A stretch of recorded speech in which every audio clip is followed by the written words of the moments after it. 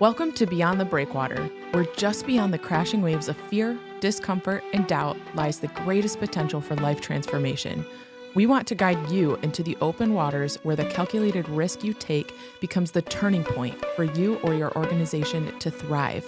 So draw up your anchors and prepare for departure in this week's episode of Beyond the Breakwater.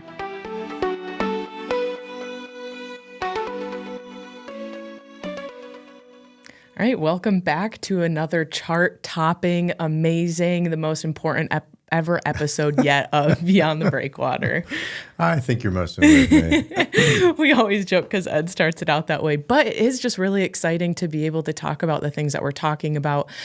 We do think that they are really important, and we want to challenge other churches, individuals, nonprofits to join us in some of the efforts that we're trying to do and putting it in the context of your area as well. I think it might be really good, Lyndsay, just to talk about why are we talking about all these things?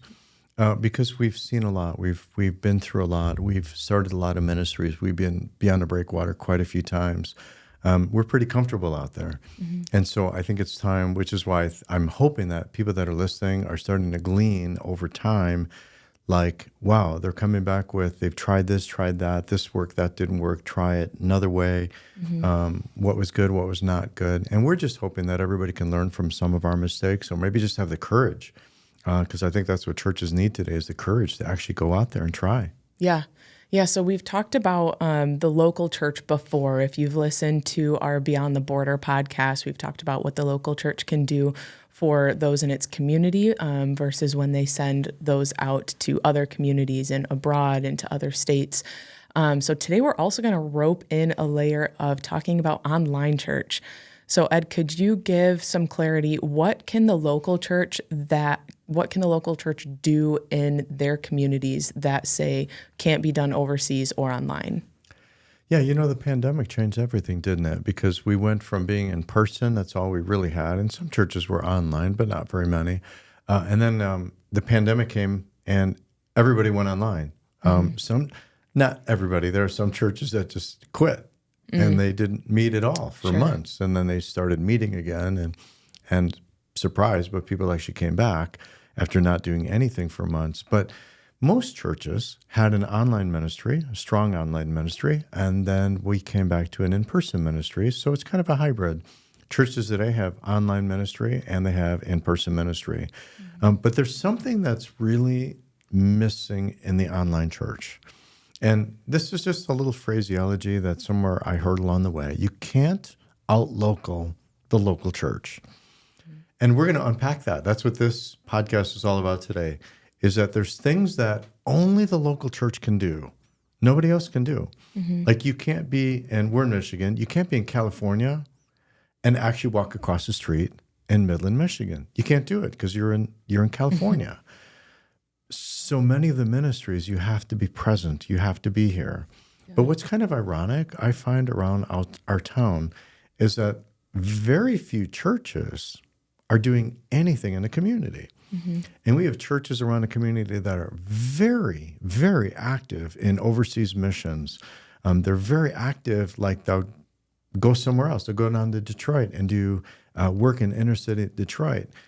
And then you smile because you're like, well, what are you doing in your local community? And the answer is, huh? Mm-hmm. And I don't know why that seems to be such a hard question to ask, of why aren't you doing something across the street? Mm-hmm. And getting a church to walk across the street to do anything in the community seems like the hardest thing for anybody to do. Mm-hmm. Are you saying stop the things of like going to Detroit, stop overseas missions? Oh, no. I think those are amazing. And I think churches should continue to do all those things. And I think churches should have a very strong online presence. But if you're somewhere else and you're watching the podcast, or you're watching online church, or you're participating in community groups, or whatever you're doing online, that's amazing. But it never can fulfill walking down the street and meeting the people and seeing the people that are in our community that are really in need. Mm-hmm. Why is it important for us to do that as a local church? Well, I think we discover the needs that are right in front of us. Here'd be an example. So over the weekend, I went to Grand Rapids, and we went out to eat. And while we went out to eat, we got out of the vehicle, and I noticed just a half a block away a lot of homeless people. Now, I'm not from Grand Rapids. We're from Midland. But when I saw the people there, my heart immediately, I just wanted to go walk over there. I wanted to go say hello to them, just to see them. Just to, I mean, not from a distance, but I mean, like, like I see you. Yeah. And I'm like, wow, I can't do that from Midland. It doesn't matter what I do in Midland. I couldn't walk down that street unless I was physically present. And that would just be a simple example of churches have needs in their community that nobody else knows, that nobody else sees. And I think the local church is in the absolutely best place to do something about it. Yeah, and I think just that exact illustration, like it shows your heart. And I think to parallel it, it can show the church's heart and those who are involved with going to another city or another state or another country. It's like your heart is in the right place. Like you want to help, you want to serve. It's not bad, but it can be applied differently and more effectively in the context of your community where you know the language, you know where you're going, you know what resources there are, you know a network of people that you can surround those who are struggling with. I think of that story like you in Grand Rapids. So I lived in Grand Rapids for 6-7 years. And like if I were to go back or you in this scenario care for that homeless person, the reality is you're going to have to return back to Midland. Right. And you could serve them in the moment, but there is nothing more powerful than someone coming around that person there and sustaining them. There's a guy I know in Grand Rapids who has like just an amazing heart for the homeless population. And he's in those parks like every single day. And he rides the buses. He has a car, but he goes on the buses so that he can navigate through those resources with them, bring them places, connect them with people to jobs in the church and jobs throughout the community. So it's so impactful. Like that is something that you could not do in Grand Rapids. Right. As we drove around Grand Rapids, it was interesting because I had this question in my head, and I just said, I wonder what ministry would be like here. And I have no idea what ministry would be like there because I'm not there. I can surmise and guess, but would it be a food ministry? I mean, what are the needs? I don't know. I have no idea. So it's really interesting going back to Grand Rapids because I'm starting to just kind of see things around there. And I'm like, wow, if I was here, I think I would probably want to explore this. Yeah. So, okay, now that we've clarified, like it's not bad to go somewhere else and do missions, let's now apply it to what it looks like in our community. So what has that looked like for you? You're here, this is where your feet are planted. How can you serve and be the local church in your community? What have you found that to be? Well, I think you have to get out in your community and start asking a lot of questions. What do you see? What do others see? I think we've mentioned before that I love to go to meetings, and we go to this meeting that is in Midland. It's called Faith-Based Community Assistance Meeting, and there's about 50 agencies and churches that meet. And I'm notorious for always saying, okay, I have a question before we leave for the whole group. What's the number one unmet need in our community? Like, what do you all see? And I was really surprised when I asked that a few years ago because somebody said, we need a laundromat. I'm like, what do you mean we need a laundromat? We have 3 laundromats. And they're like, no, they're not affordable. And I'm like, well, how much does it cost? They said, well, I heard it costs $60. And I'm like, $60 to do your laundry? That's insane. Yeah. So I went home, I took my family's laundry, and I went to the laundromat because I wanted to see what they were talking about. Now, I have a washer and dryer at home, but I just wanted to go test the need. And I went and I'm like, holy smokes, I just spent $60 on my family's laundry for just a week. And I was like, wow, that is a lot of money. So when we went back and I told everybody the next month, I said, well, I went to a laundromat. This is what I found out. They all laughed. And I said, how many of you think this is a need? And more hands went up. Tell me stories. And so they were telling. And then somebody said, are you going to do something about it? And I said, it's on my radar. Well, that was a few years ago. It's still on my radar. We've been trying to get a piece of property, or we've been trying to rent a place. We've been trying to get a place where we could start a laundromat. I think it's coming, Lyndsay. How are we going to do it? I have no idea. Where we're going to do it? I don't know. How are we going to pay for it? I don't know. I have ideas. I have thoughts. In fact, I was talking to a pastor a couple weeks ago and told him I'd like to start a laundromat someday. And he goes, well, if you ever start the laundromat, I'll buy the first washer and dryer. So it's kind of funny. I sold a washer and dryer, even though I have no laundromat and I have no place, but I have the first washer and dryer coming. Yeah. So that's what I mean by only the local church can do these kinds of things. Yeah. And that went a layer deeper than I was expecting it to, because you're in the local community and you had to take another step to experience, okay, what does it look like for me to do my family's laundry at this laundromat? So these are steps you have to take in your community of placing yourself almost in the need and seeing what does it feel like to be in this situation. Like, you have a washer and a dryer, but place yourself there. Yes. And is it a need? Recognize it. Okay, now how can we surround ourselves with that to help meet that need? Right. That's exactly right. And sometimes we don't know how to do it. I mean, like the laundromat thing, we don't know how to do it. But in the end, I mean, I know how I'd like to structure it, is that when people come in and do their laundry, I can picture this. Someday they're going to walk in with their laundry and they're going to pay for water, gas, and electric, and a little stipend so we can hire somebody to care for them so that it's a personal touch when they come into the laundromat. So we think we could take it from $60 down to about $12 for a family to do their laundry. Wow. So every now and then, I'll be honest with you, so we have a couple different ministries going on between appliances. You look nervous. But between appliances and job creation, we have a healthcare clinic, a garage, a grocery store.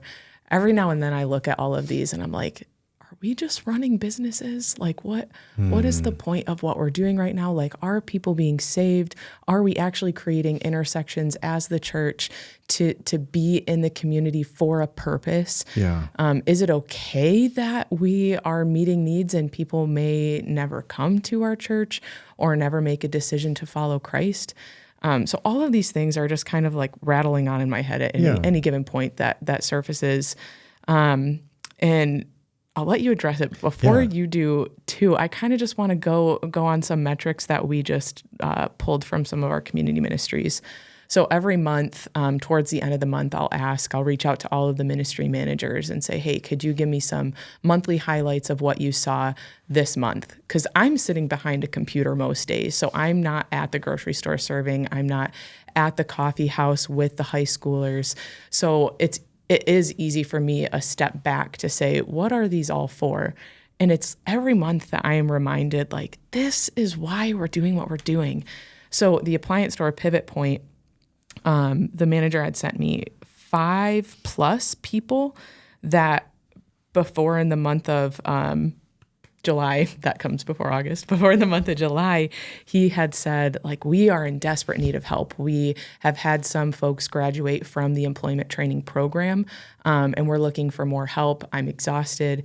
And we prayed, and within the next month, God brought 5+ people. And I say plus because there are a couple on the docket to start, but people who have been brought through community service and who have loved it and stayed.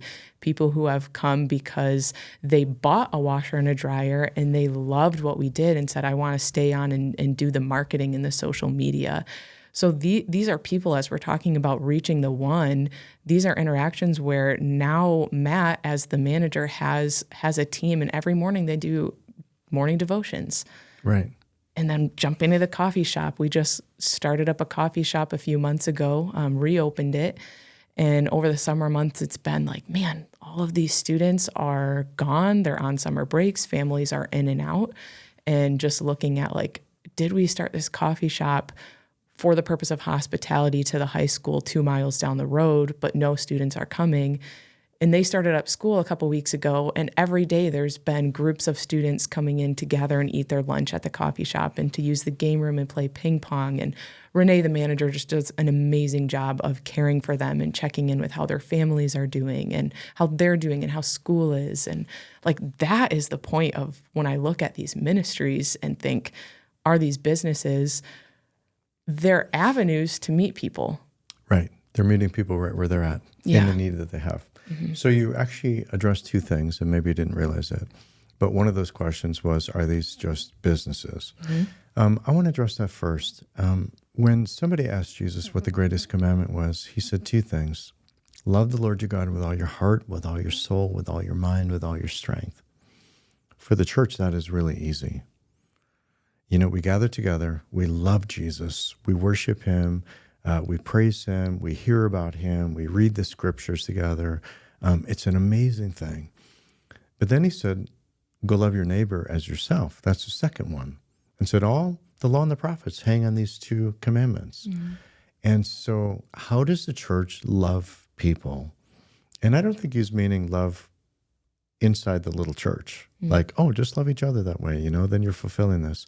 No, I think he meant get out. And how do you love people in the community? And so I think it's almost, if you think about a cross and you've got the, you know, the vertical, that's our love for God, which is the motivation for loving others. And so that's the horizontal, that's the cross beam. That's the church getting out, loving people, meeting them right where they are. And so businesses are just the means to reach people that you could never reach without. We call them entrepreneurial ministries. Entrepreneurial is like that business side of it, so that we actually charge, and we've talked about this in past, that we're going for the Alice population primarily because they don't have anything, or they don't have the help that they need to do it for themselves. And so we've really gone after them, that people group. And it's really out of love. It's love for them. It's our motivation is our love for God. We're going to go after them. We're going to love them. We're going to provide for them, like Pivot Point, or like the grocery store. That's our love. Now, the second thing you really talked about, though, is you talked about interactions. We find, if I would use the Bridge Food Center as an example, we have a lot of people come through there every day that we're open. And we're hitting record numbers right now because the need is so great for food. And for those who are just tuning in for the first time, we charge 5 cents over what we pay for it. So it's just a really low-cost food center. And when somebody comes in for the very first time, we call that an interaction. So I want you to think about a triangle. That's just, hi, you know, who are you? Who are we? What's your name? Thanks for coming. How did you hear about us? Really great to get to know you just a little bit. That's the first time. When they've come back a couple times, now we go in that triangle to the next layer up. We call that a connection. You know, they walk in the door and you're like snapping your fingers like, I think I know you. Haven't you been here before? I kind of recognize you. And then they're like, yeah, I was. This is my third time. And, oh, great. Good to have you again, you know. Then it goes to the third level. They walk in and you call them by name. And that's heartwarming. That's a relationship. So now you get to know them by name. So you've gone from interaction to connection to relationship. But it's when they come in that one time and something's not right. And you're like, how are you? And they're like, I'm not good. You know, I'm going to surgery, or somebody I love is sick, or somebody died. And you say, can I pray with you? You've just taken it one more step. And this is the relationship with Christ. Now you're just bringing Christ into this. Up until that point, you're loving them as your neighbor. But now you get to speak to them with Jesus, or just a blessing or a prayer. And then usually when they're done and they get the groceries and you're like, can I walk out with you? And you walk out with them. And some of the best things at the Bridge happen in the parking lot. I mean, that's the funny thing about grocery stores, right? Nothing happens in a parking lot. Yeah. Nothing. Right. Because you go out by yourself, you put your groceries in a car, put your cart in a rack, and you get in your car and you take off. Not for us. We like to go out with the cart and we walk with the person and we load the groceries up. But it's so funny. People will go out, they come back 15 minutes later with the cart. Because that's where ministry is happening. Yeah. That's the love of Christ in action, speaking into their life. See, you can't do that online. You can't do that from a distance. That's something that the church has to figure out. How do we interact in people's lives? And so it's kind of funny. I went back to the church and I was asking them, both our board, our elders, the staff, and I said, let's just say we have 1,000 interactions, 1,000. I asked, how many connections do you think we'd have out of 1,000? And it was kind of funny. They almost all guessed the same thing. They said, how about 300? I said, okay. So we need 1,000 interactions for 300 connections. Well, of the connections, how many would it take to get a relationship out of those 300? They said, maybe 30. I said, great. So you need 1,000 interactions to get 300 connections to get 30 relationships. How many salvations where you get to tell them about Jesus? They said, ooh, 1 or 2. I said, okay, good. We looked at this on the board. I said, what does this tell you? I was so proud of them because they said, well, if we want 50 people to come to know Christ, we need 50,000 interactions. And I just wanted to high five them. You got it. So how can we, in these ministries, reach 50,000 people? Why quit at 50,000? Let's go to 100,000. Mm-hmm. So if people are wondering, like, why is this little church, this crazy little church doing all of these ministries? There's your answer. Jesus left the 99 and he went after the one. Mm-hmm. Isn't that interesting? Yeah. Left the 99 interactions, maybe believers, and he went after the one. Mm-hmm. So if we're going to go after the one as a church, then we better have 1,000 interactions. And so our whole goal is get as many as we can as a local church. And it's kind of fun because all you got to do is set people loose on Sunday morning and say, hey, if everybody goes and talks to one person, just one person, and has an interaction and a connection and a relationship, because most of the people in church already have the relationships. Now you just got to take it one more step. Yeah. Yeah.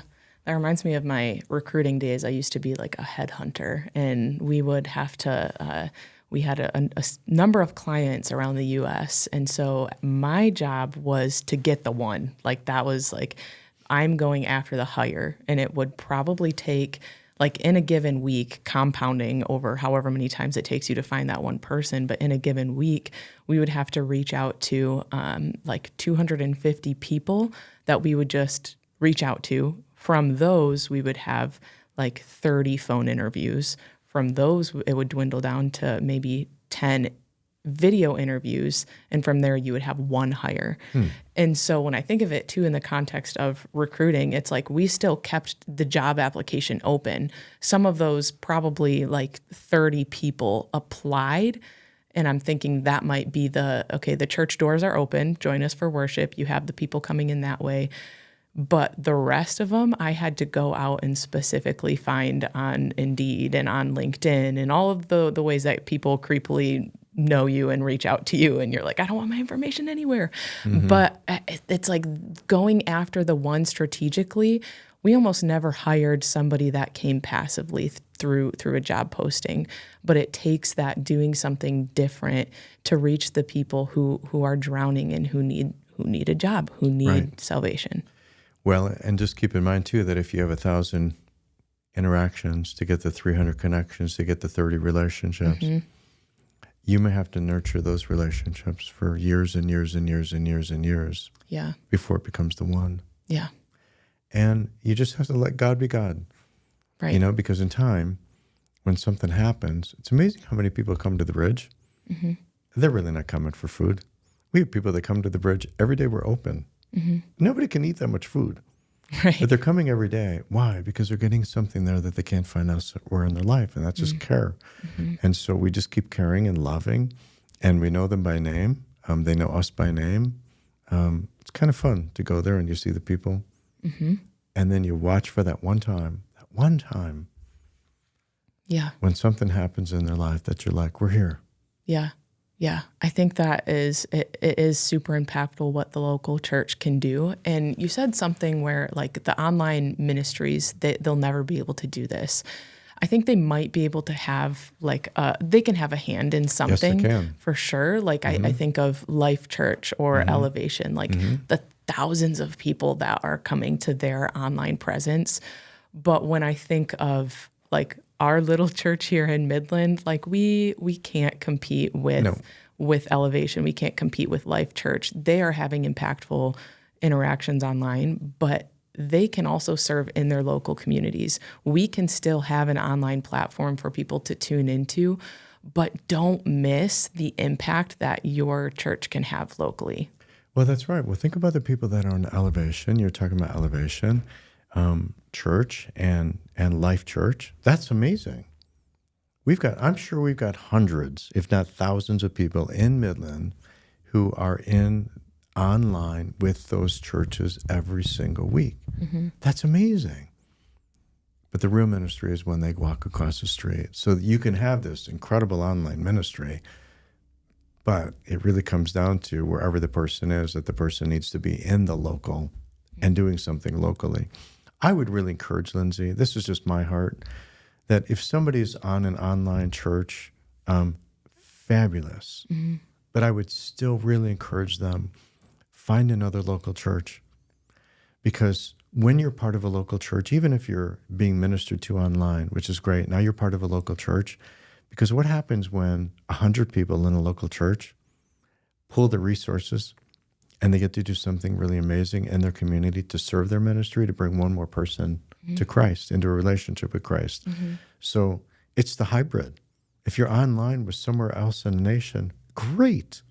But don't miss being part of the body in your local church, because if you don't do that, otherwise you're just writing checks. Yeah. And I think Jesus always wants us to go with the check. Yeah. So jump on that with one step further. What can people do before they go? Well, this would be for every single person, everybody. Drive around your neighborhoods, walk your neighborhoods, listen, get to know people. Ask people, what do you think the number one unmet need is in the community? We went to a restaurant not too long ago. Waitress came up. I was teaching somebody this concept. She walked up and I said, what do you think the number one unmet need in a community is? And she told us. And it was amazing. And we thanked her. But I'm not going to tell you what it is right now because it was pretty cool. Thanks for tuning in to this week's episode of Beyond the Breakwater, a podcast of Elevate Community Ministries. Don't let the conversation stop here. You can email us at hello@beyondthebreakwater.org. We would love to chat with you, answer questions, plan a visit, and help you take your next step. We'll see you next week.